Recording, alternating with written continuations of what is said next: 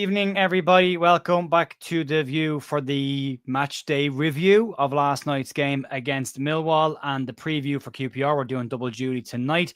And as was said by Digital Wilson and the Leeds United social media admin, Leeds United overcame the FA Cup fifth round finalists yesterday to win at Elland Road. A fantastic second half performance by everybody. Delighted to be joined by Ben Lock from Locky Leeds, Paul from the Leeds Therapy. Their channel details are down below. Go check them out and you show them some love as well. Plenty of people in the chat. We'll get to them in due course. Also, just to plug some merch, the Joe Rothwell Appreciation Society is alive and well. You can get your hands on a Joe Rothwell t-shirt if you want, or hoodie down below. There's a link there for that as well. And a number 4 hoodie and shirt is fast selling at Back 4 Clothing, so you can check that out if you want it as well. Right, enough of that stuff. Let's get into this and talk about the game. And we'll talk about the lads. We'll check in. Locky, first things first. How are you, mate? Yeah, good, Joe. I'm good, thank you. I'm trucking along. Busy day today, but no one cares about that. Yeah, I'm all right. I'm good. Leeds won, so it's always better, isn't it? Everything's right with the world, isn't it? Paul, how are you doing, mate? And well done for getting there on time last night.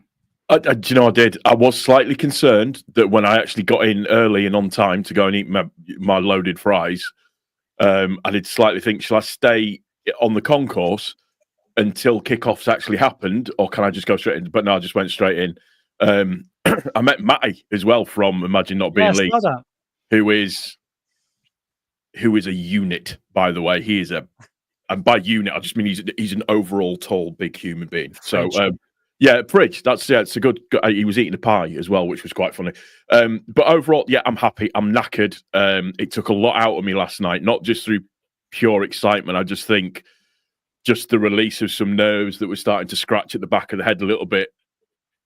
Audibly, you could hear everybody after last night when the second goal went in. Everybody was like, and just it was. That's exactly what it was like. But yeah.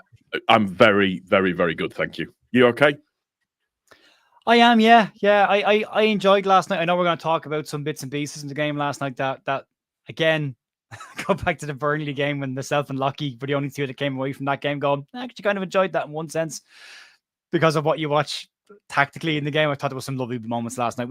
We've talked about them off air. We'll talk about them more in a few minutes. I won't take the thunder away. But yeah, happy with the win. Should have been more convincing, but I thought Daniel Farke's body language in the first half told me he was pretty pissed off at what he was looking at. And the reaction of those players in the second half showed me that whatever was said in the dressing room, because the subs didn't come into the dressing room at halftime. And that for me as a former coach is always a sign that there are things being said that he doesn't want everyone to hear. Keep the subs out of it. Hairdryer in the dressing room. And the performance in the second half for me was as good as we've seen this season. I thought Brendan Aronson didn't get his assist, but I thought he had a fantastic performance. I thought Manor Solomon back to his best as well. All round, I thought it was a really, really good, strong second half by Leeds United. And again, talking about this man, Joe Rothwell, what a performance last night from him, man the match for me, and an absolutely standout player in a standout performance by lots of players. Tanaka as well, the list goes on. Bogle, good second half. But it's great when they're all clicking, hell of a side to watch, dominant performance. So yeah, I won't talk too much. I'll wind it back a little bit now and ask the lads. But Locky, your thoughts on the game last night, all up before we get to the individual incidents and the fact that the referee clearly forgot his cards last night. Yeah, that were a joke, wasn't it? It happens all the time, doesn't it? But yeah, the first half just kind of went, didn't it? Like you said, I think it went in the first half was a bit happened. And then Farke clearly, I think he had a straight with all of them, it seems like, in the changing room. Because it came out and without it being unbelievable, without it being extremely exciting, I do think it's a very dominant second half for me. Without, like I said, without creating huge chances, we give nothing up really, apart from one or two dodgy crosses that they put in or set pieces. Yeah. I just think we were so dominant on the ball. We just kept it. We always had an answer. The speed in which we won the ball back after we lost it was the most impressive thing for me. I thought it was really, really good. Whether that was Dan James or I think Tanaka was excellent at that as well. Just them loose balls. Joe Rodon, by the way, winning every single header.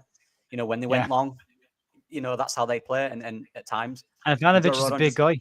Yeah. Tough fight for Rodon. And he won most headers from what I saw. And he went through, he went through it. He didn't just jump. He went through it, and I absolutely loved it. And all them came together for me. And like you said, similar to the Burnley one, it probably weren't the prettiest game, but there were aspects of that game where I absolutely loved. Because I know I've seen some different opinions, to be fair, and it's quite interesting because I were actually very relaxed in that second half. I I hadn't watched the Portsmouth game because I weren't here, so I didn't have a chance. So that's not in the back of my brain. But I was very relaxed with it in that second half. I thought we looked really good. After the first 10 minutes, I was like, yeah, we're looking good here for me. We're looking good. Yeah. Paul, what were your thoughts on it? First half was not nervy, but the first half was, it was like you could see that they were trying to shake something off. I think that's kind of how I feel about it.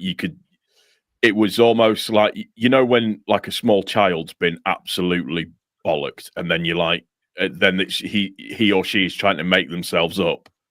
You're welcome, mate. So he's trying to make up for stuff that he's done wrong. They seemed very sheepish in the first half last night. They did some okay stuff. The defending was absolutely fine. Aziz did what I expected Aziz to do, which was he was probably on the night. Aziz in there, the number 23 for them, I can't remember what his name was, probably their two best players on the evening, I think, just in terms of in terms of good player. Getting the ball and moving it forwards. But I was never worried at any point. Nothing that they did. Yes, I did go in early. Sorry. Nothing that they did really worried me. I thought, and again, people didn't like the game because it might not have liked the game because of the way it was as a spectacle. But in the second half, we were completely dominant. The thing that was really pleasing to see was just how they moved around in pockets and made spaces for themselves to be able to release a ball and move a ball and make space and move everybody around. The second goal was an absolute lesson in patience and build up and doing the right thing at the right time. You could slowly feel the pressure building as the second goal went in, just because we were just turning the screw more and more and more, and kept moving them left to right, left to right, left to right. And obviously we get the goal and it's game over. Then that. And like you say, it's just dominance for that second half.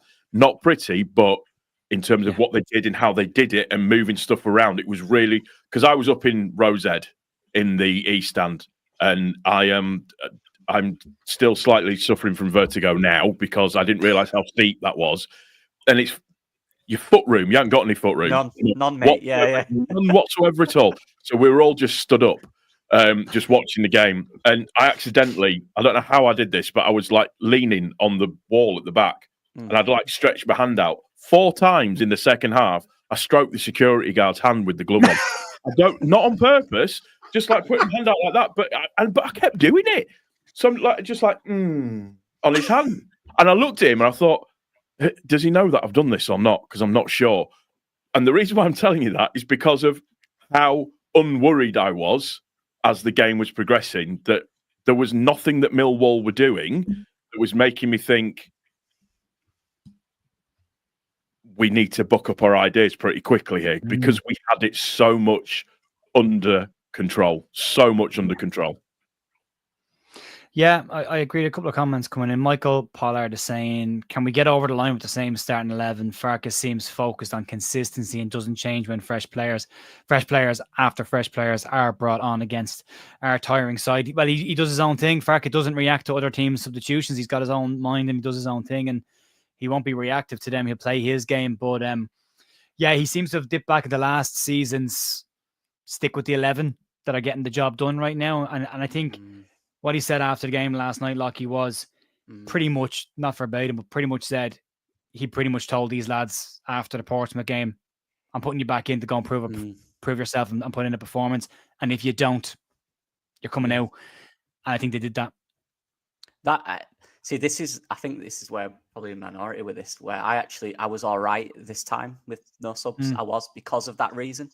I think it was very important that this 11, his preferred 11, reacted to what happened. I think it's really important because mentally, they need to know in the last whatever, and even next year, preparing for next year, they need to know that when things are difficult, you can't just take a rest. You got to push through it. And that's really important. And that builds resilience and I guess confidence in yourself that even when it's not great, you will make it better. And that's what I like about that. Now, of course, you can argue we should make subs and stuff. But for me, and I don't know what other people think, but I heard a lot of people online saying we look tired. I honestly, I didn't see it. I thought we were great. I think the game was quite a tired game in the sense that it was a very physical, It was, yeah. end-to-end at times, scrappy battle game. But I saw people saying Dan James was tired, and I was seeing Dan James press the goalkeeper in the 80th minute. And then I saw him win the ball high up 3 or 4 times, and then I saw him on the counter-attack run the length of the pitch. So I personally didn't see it. What I can say in sort of countenance to that is that there was one point where Manor Solomon was running down the left-hand side. Their right back, I think it was, who I'm pretty sure he was a surfer, just with his haircut. That mentioned before, just maybe that was ridiculous, by the way. Solomon was chasing him down. Their guy did like he sort of spun round and ran forwards, and Solomon was like gasping, absolutely gasping for oxygen at that point. I think they were. I think they were tired. I think Dan James looked a little bit tired. But what I would say is that I agree with in terms of, because I mean, even I was calling for substitutes. But what I would say is that the substitutes weren't coming on because he had clearly said to them at half time and before the game as well, you need to sort this out now. Yeah. You need to give me a performance, and you're not coming off until you do, kind of thing. So yes, it was frustrating, but then obviously we get the second goal, and it's just like I'm then stood there going, yeah, this is why I'm not a football manager at an elite level. So yeah, I don't think they were knackered. I think there was a little bit just, I think, for Solomon and James, because they've got through so much work. I mean, go on. Sorry, yeah, go. So I was just going to say on them two. Oh, go on, Joe. Sorry. No, go. All right, I was just going to say, like, on them two though, one thing that Dan James, and maybe you're right for Solomon, but I think James specifically, that's the one I just saw most online. People were saying he was tired and stuff. I think that's just because he missed. Got a theory on James, though. Yeah, my thing with Dan James, he sprints so much, more than any player. Every movement he does is a sprint, and after a 30-40 yard sprint, he might need 2 or 3 minutes to recover. If he does 2 or 3 sprints in the space of a minute, right? And I think that's kind of what it was. But for me, based on the tired thing, and it's a good discussion. I just think from the 45th minute to the end of the game, I don't think our tempo dropped, and so to me that shows a team that went up. Yeah, so that shows a team to me that even if they were tired, they still were so dominant in the game that it didn't affect the performance. But again, I wouldn't have been bothered if we made subs. I like our subs. Do you know what I mean? I was all right either way with that one, to be honest. Just real quick, Elmi, I get the vibe. You're not happy, but we're top of the league and we won a game last night. Let's try and find something positive to talk about. I appreciate the comments, mate, but every comment you put in has been negative so far. So we did win a game last night against a team that had beaten us twice this season. So let's try and find the old cloud in the silver lining there if we can, because there was a lot to like about last night's game. On the Dan James thing, I can tell you from my perspective, and the substitutions. I'll start with the substitutions. Daniel Farke didn't make a change till late last night because I have seen this with managers. It was too tight of a game. And the change can have the opposite impact as well as a positive impact if you get it wrong, or if the game is going a certain direction. You don't want to ruin the momentum. And Leeds were dominant at that point. And I think at that stage, you're kind of going, he's not making a change so we get a second goal. And then he'll make his changes, which he did. There's always that in the back of. There are some managers who will look at a game and go, it's too tight to make a change right now. We still are in possession. We are still the dominant side. We keep going as we're going until that changes. There's that. Dan James was an interesting one last night because Wes Harding playing right back for them was bombing on down the sideline. Nearly played as a winger for most of the second half with Mitchell when he came on filling in for him at the fullback position. But Joe Bryan playing left back didn't go forward once. He man-marked Dan James for the entire 90 minutes. He didn't leave his boots. He was his shadow. And again, as an old manager used to say to me, wherever he goes, you go. You're his shadow. He goes for a piss, you go with him. He does not leave your sight. You stay on him. And if you look at last night, Joe Bryan doesn't cross the halfway line for most of the game. He sticks with Dan James.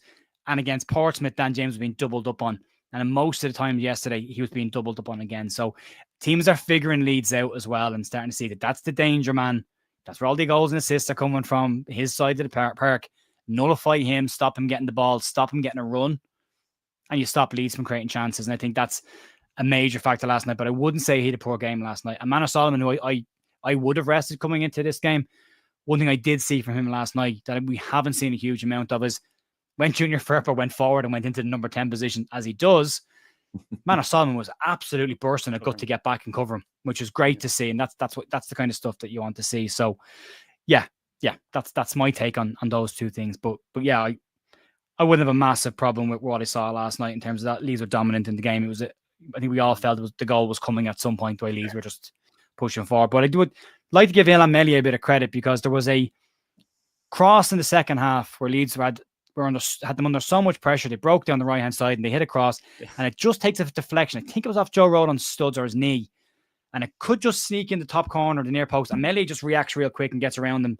Good reactions from him to keep it, that because you don't want to concede a goal after having that amount of possession and pressure on them. And he does his job quite well. And despite the first half, I thought Leeds limited them to minimum amount of set pieces in the second half because obviously Jake Cooper had a free header in the first half as well. Strange decision for me on that one as well. Brendan Aronson is marking Jake Cooper on corners when you go, we all know what this guy's about. We've seen it. He scored against us. We know what it's. Why have we not got our biggest man marking him and just get him out of it? But we managed. We got away with it. So I want to just quick say on that, Joe. I don't agree. I don't like this, by the way. It's a thing now where it's kind of zonal, but what you're doing is instead of marking the man, you're marking where that man usually runs. It's very weird. So Aronson's just there to kind of put him off. And yeah, I don't like it because they get a run on you. And I think when they're running with momentum, they'll win the ball. They're running at you. You're stood straight. You know, you can only jump up. They're jumping towards it. I never like that. I don't personally like that. Just mark the man for me. Stop the run because if you, someone that tall, if you give him the space to run into and he jumps, he's got you. You're done. So and actually, Jaffa Tanganga, who I really like Jaffa Tanganga. I think he's a very good defender. Yep, very good defender. I don't know if it was a rehearsed set piece, but at one point the ball's crossed into the box and Tanganga runs, puts his arms on the back of Jake Cooper and uses him as a springboard to get higher and he heads it wide. But I was like, was that a deliberate thing that they did? Was that a rehearsed set piece? Because it looked like it, but it's a very unusual one. But yeah, look, we kept it to minimal stuff. I do want to talk about a couple of bits and pieces. Paul, the Joel Pirro goal that should have been the goal of the season, for me, it's onside because he's dead level. And if anything, Jake Cooper's shoulder is slightly more inside Brendan Aronson. The linesman's flag could not go up quick enough. And as Daniel Farke comes out after the game and says, the same linesman who ruled out Willie Nonto's goal against Coventry, which Daniel Farke got a phone call from the PGMOL apologising for that, saying the goal should have stood. Same lino, does it again. Brendan Aronson loses out on his assist, which would have been a cherry on top for his performance last night. And Joe Pirro loses out on a goal. And what was a phenomenal move by Leeds United last night, almost as good as the second goal we scored. Yeah, it was. I know we all waxed lyrical over the Derby goal because of the sheer volume of passes that came up around that before Aronson puts the ball in.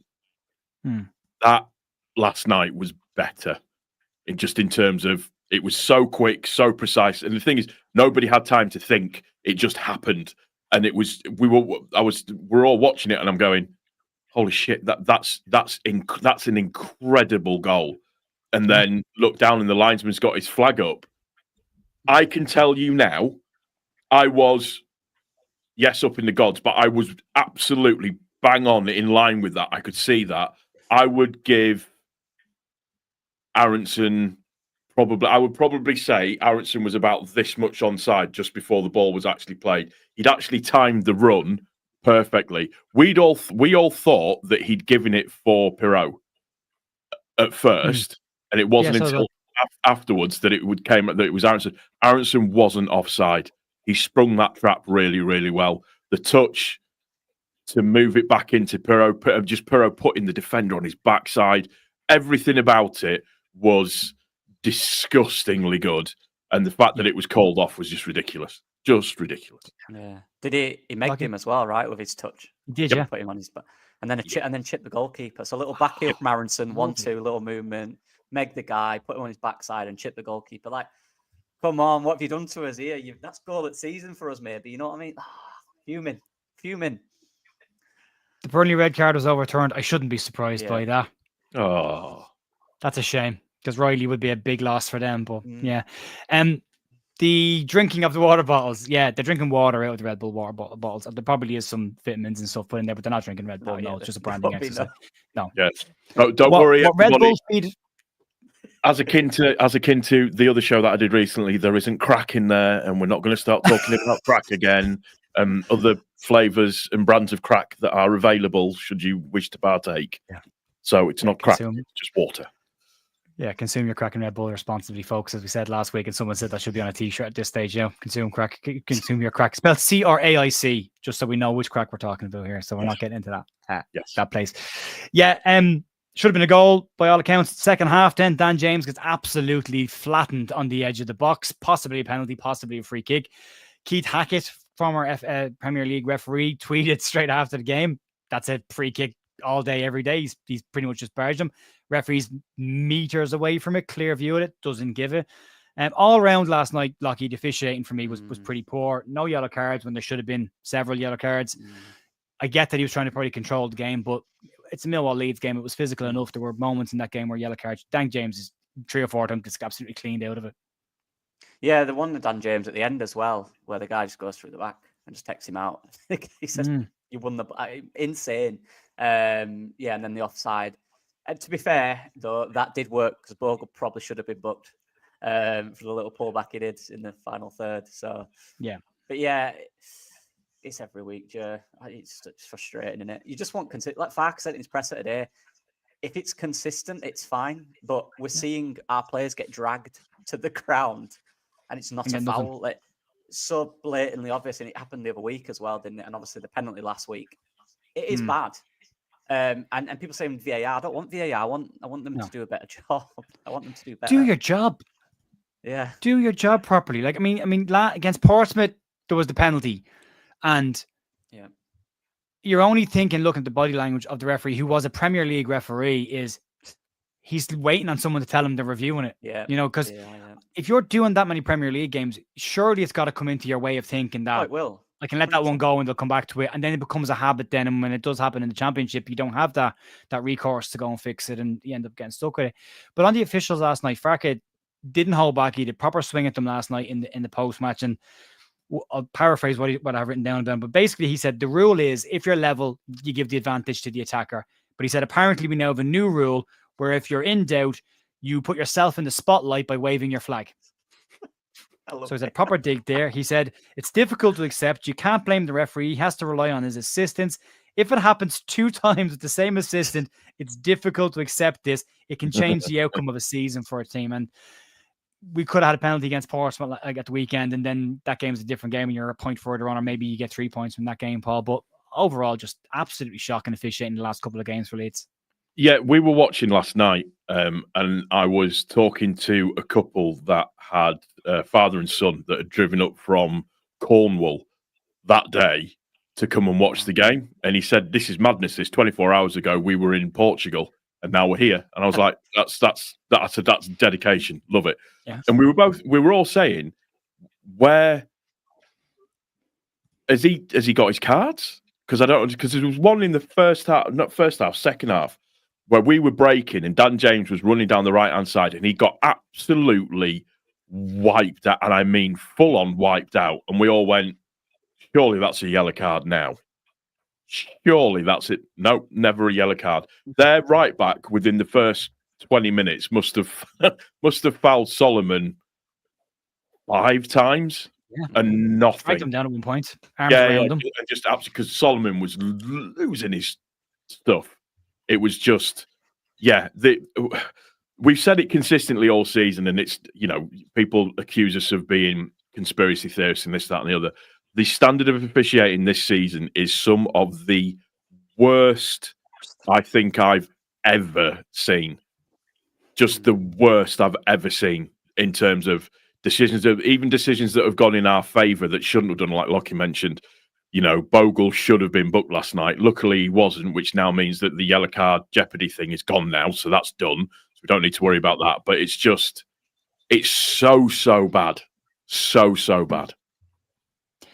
There's, it was said here, Jay, you saying it here. The problem with refs is that they're always stopping for corners to demonstrate with players. This was said last night by the commentary team as well. And I'm a big advocate of this. Everyone knows the rules. Why are you telling them to stop fouling each other before the corner's taken? Leave it. Let the corner be taken, and if somebody fouled someone, free out or penalty. That's what it should be. You wouldn't do it anywhere else in the game. You just wouldn't stop it. But yeah, it's just a bizarre one last night for me. Just some of the decisions that were being made, and people trying to get themselves a little bit more attention. I like a referee to be ignored in a game. If you don't notice the referee, chances are you're a very good referee. The more you notice them, the more it's about him. And I don't have any time for them guys. But yeah, let's move on. Let's talk about Joe Rothwell's performance last night. Paul, for me, phenomenal. Tempo driver, involved in everything good Leeds did. Picked the ball up in deep areas, burst forward, some fantastic incisive passes. Unlucky not to score himself. He's desperate for that goal. Yeah. But I thought he was an absolute standout last night beside a very, very, very good out Tanaka last night.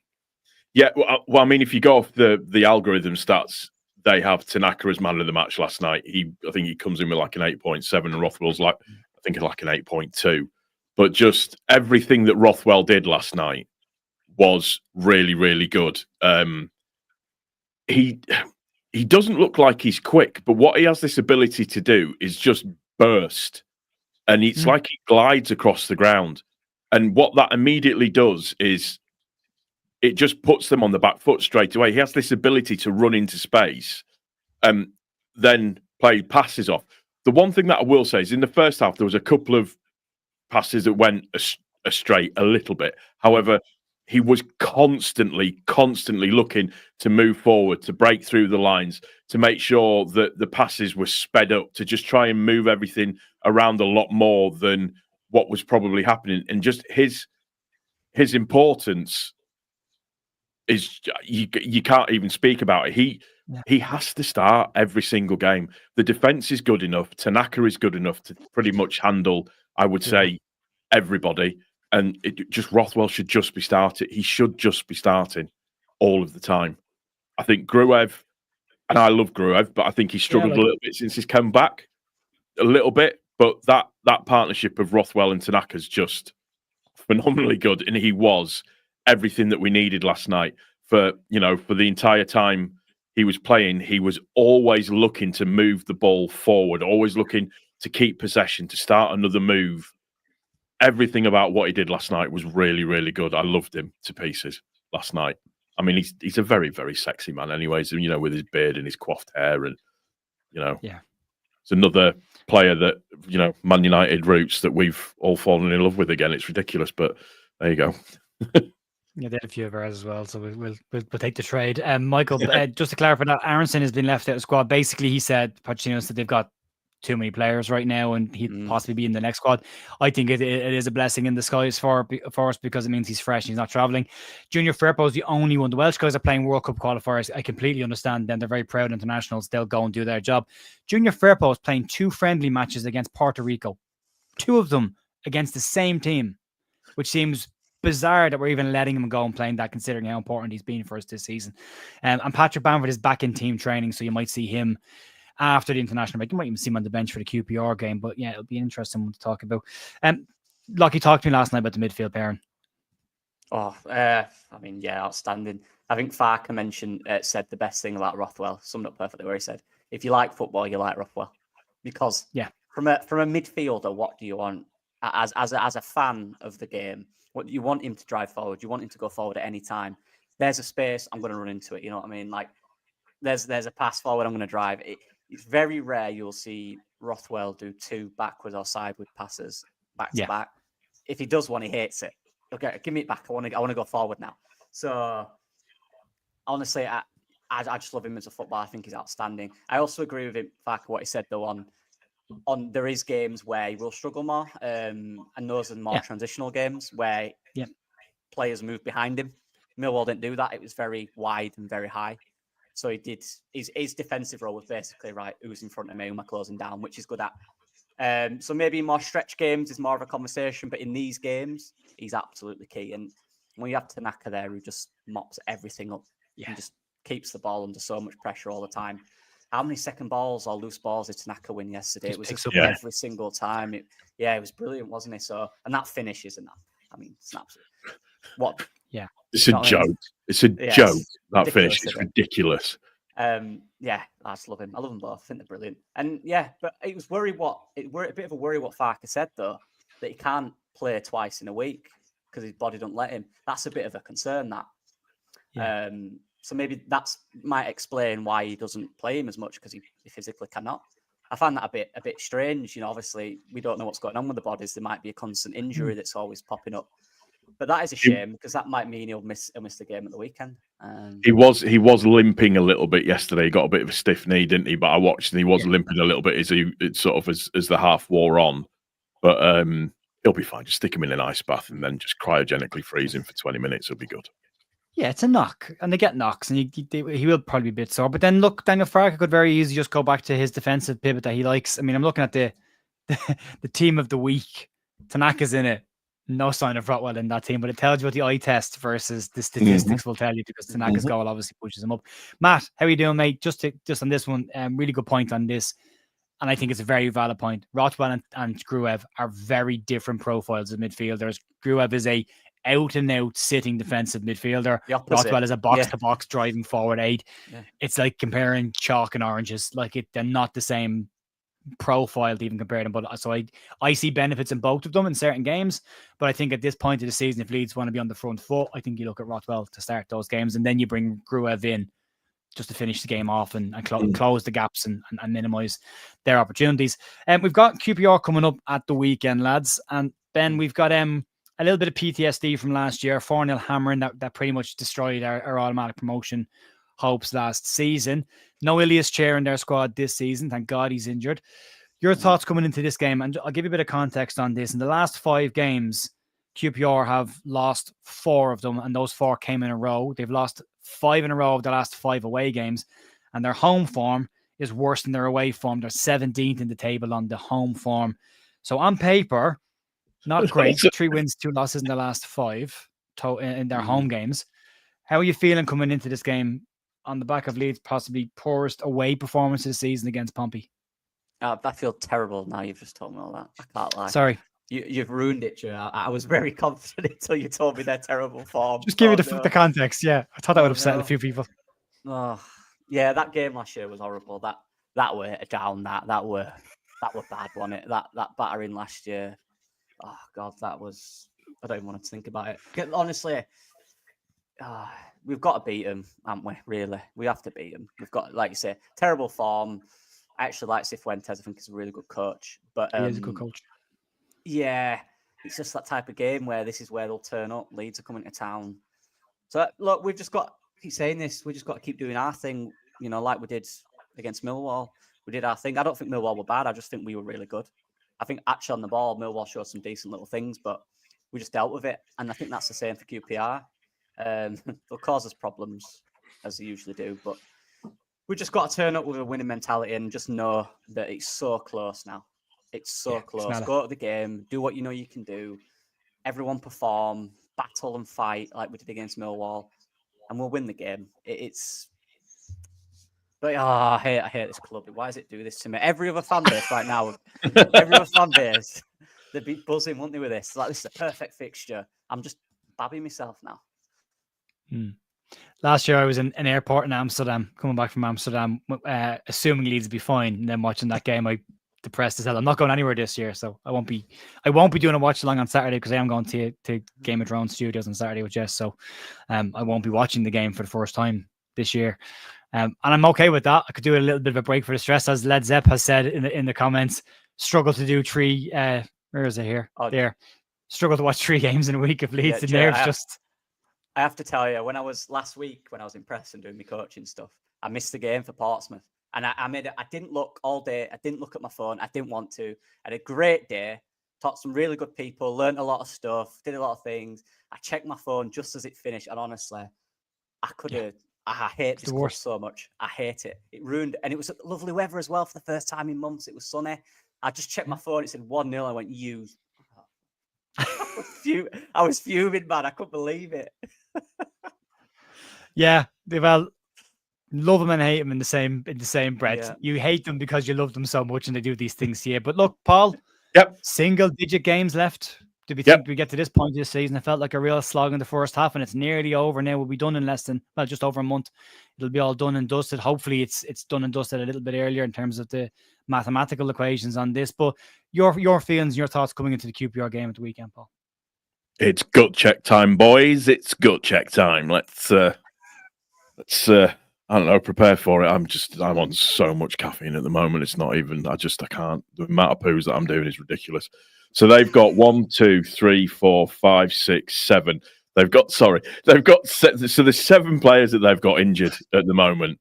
Out. So let's keep it professional, people. Come on. So there's Vale, Char, Clark Slater, Varane, Coley, Field, and I'm going to say Quella. That's probably wrong, but big players then as well. Yeah, you've got to take every single game as it comes. You've got to forget about what's gone on before, forget about what's going to come after, and focus on the here and now. It's literally just take each game as it comes and just take care of what we need to take care of, and then just not worry about it at all. So I'm looking forward to to Saturday. We owe him. Let's put it that way. So I'm comfortable. I am comfortable with it. Just my only thing is just fatigue.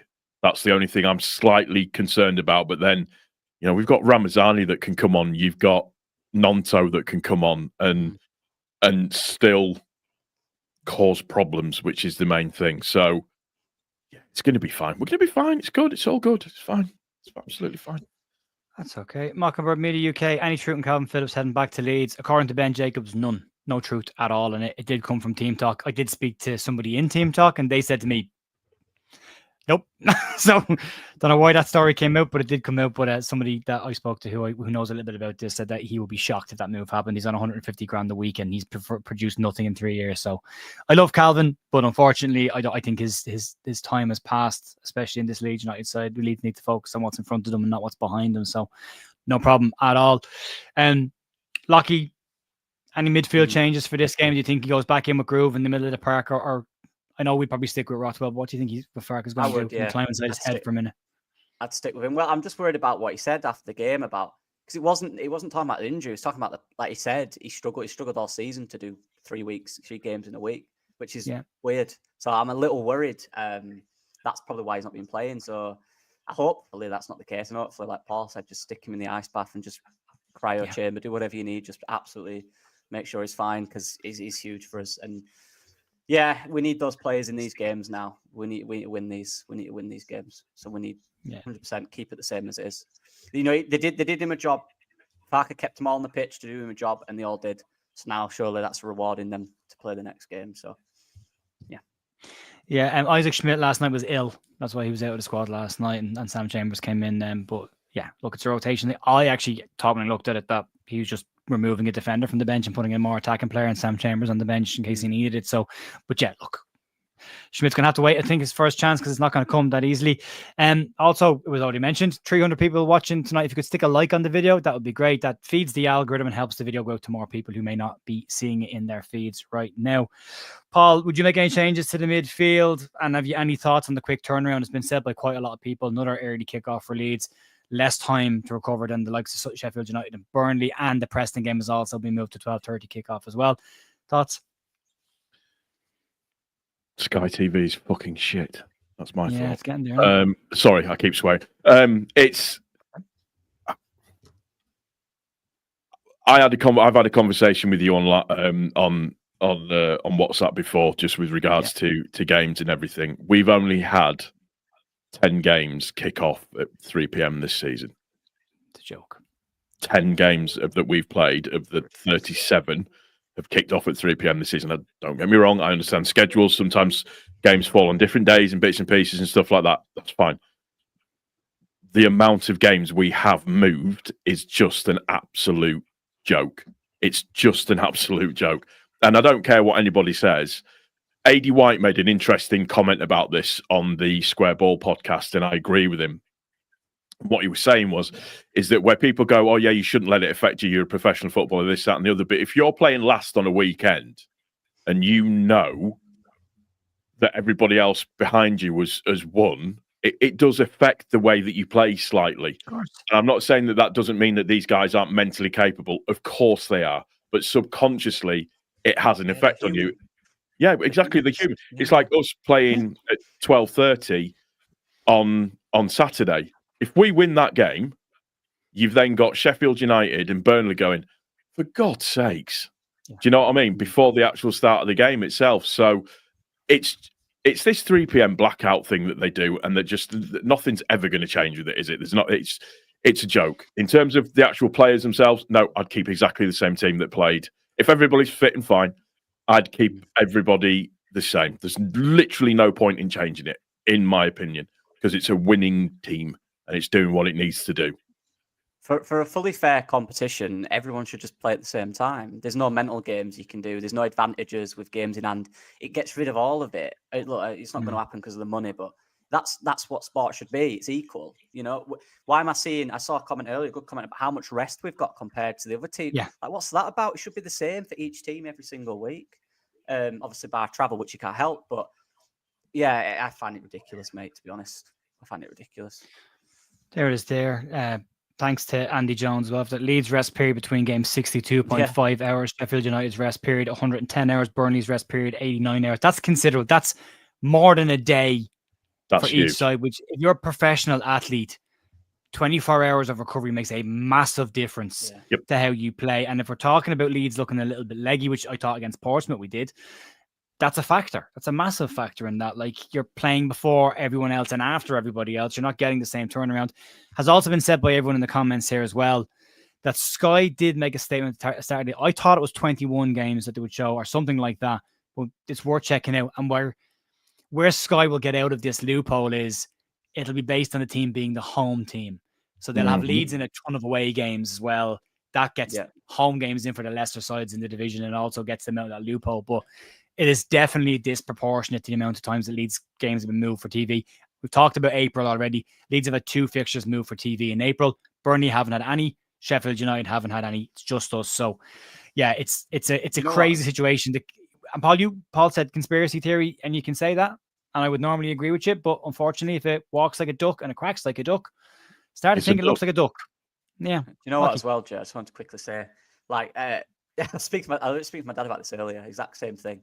We don't do out about it. We just complain. We just complain. Yeah, that's all we can do. I was talking about Germany in the Bundesliga. Seeing what they do over there. They protest. They don't go to games. They'll throw stuff on the pitch all game.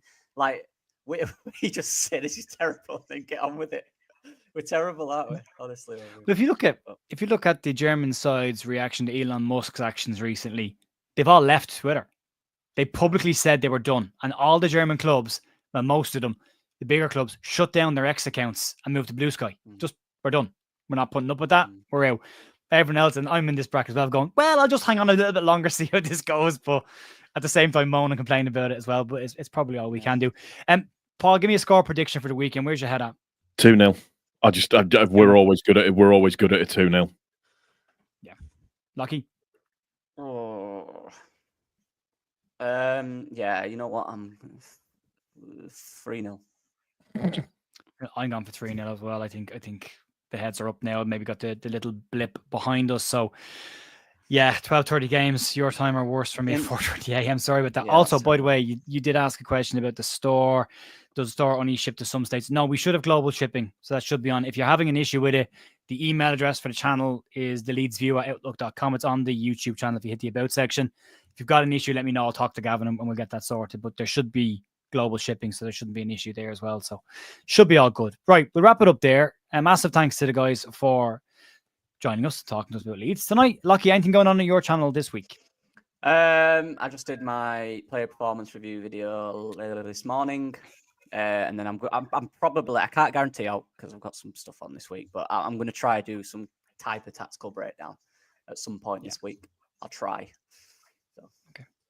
Okay, John, I can't do anything about the import tax. I'm in Ireland and I get absolutely hammered buying anything from the UK. So yeah, unfortunately, Brexit means Brexit. So okay, everyone's dealing with it. Yeah, within Europe it's fine because Gav's based in Germany. So within Europe it's fine. There shouldn't be an issue. But unfortunately, import tax is import tax depending on the country you're in. But yeah, Paul, what's going on your channel this week? I've got the review or my review of the game up. That's now. There's some shorts from that as well. So just for my people that have short attention spans, there's some little biscuit bites of the video that is up on. You'll see them on TikTok. You'll see them on YouTube as well. But also, I'll be doing my preview video tomorrow for the game as well. So, yeah, just keep an eye out for that as well. Great. The only plug I'll give is Monday is St. Patrick's Day. We are organising a St. Patrick's Day live stream, which will focus on the Irish connection with Leeds. So myself, Carl from Ought to Know Better, the two boys from Only Leeds Bros, Dillo and Darren will be joining me. We were hoping to have Nicky Byrne from Westlife on, who had said he was interested in doing it, but his agent has decided not to reply to us anymore. So that one, unfortunately, has fallen away. But we will try and have Jerry McNamee, who's going to try and join us later on in the evening if he can, if he gets back in time. But we're just going to talk stats over there to give us all the statistics of the most successful Irish players that have played for Leeds United as well. And we'll talk about all of our history. So come and join us on Monday evening if you want. And Jerry McDermott will be joining us on the channel next week as well to look at the Academy view and talk about the under-18s. We're having another cracking season into a semi-final of the National League Cup. Yeah. Some exciting young players. All of our boasts one to keep an eye on. Score for the 17s again last night. So Jerry will be giving us all the inside track on all that kind of stuff as well. And we'll have some detail. No big up on Saturday, unfortunately, Roger, not this week, because I am going to Game of Thrones with my lovely wife to see that, because she's been invited up by the guys that run that, because she sells Incentive Ireland to America. So we're going up there, and I'm piggybacking because I've never been to it. And it's only up the road for me and I want to see it. So does Nanto have... Oh, yeah, sorry. Yeah, Willie Nanto's old agents trying to get him moved to Inter Milan. Not sure what that's about, but... yeah, we covered it early on this week in the news. If you want to check that out, you'll see Nanto on the thumbnail. You can check it out. Right, we'll wrap it up there. Massive thanks to the lads. If you do want to check out more thoughts of Locky, he is over on the Just Joe show at 8:30, which is starting just after this. You can check that out as well. And I'll be back in the morning for Leeds News. Podcast. You there as well? No, I'm not there. I'm not a podcast look like some people. I was a week ago, but not anymore. Other podcasts are available. Yeah, we will talk to you guys in the morning. Enjoy the rest of your evening. Thanks for watching. See you soon. Bye.